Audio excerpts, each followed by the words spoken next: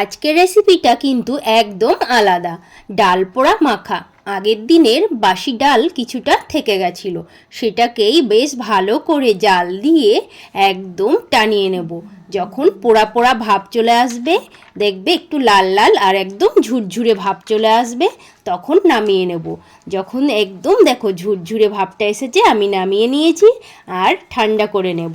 ঠান্ডা হয়ে গেলে এখানে দিয়ে দেব বেশি করে পেঁয়াজ কুচি, ধনেপাতা কুচি আর কাঁচা লঙ্কা কুচি। আর লবণ কিন্তু একদম দেব না, কারণ ডালের মধ্যে লবণ ছিল, সেটা টানানোর ফলে আরও একটু নোনতা ভাব চলে এসেছে বেশি, তাই একদম লবণ দেব না।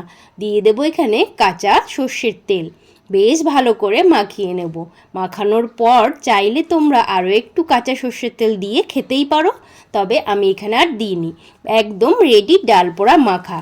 খেতে কিন্তু অসাধারণ লাগে, একবার হলেও খেয়ে দেখো।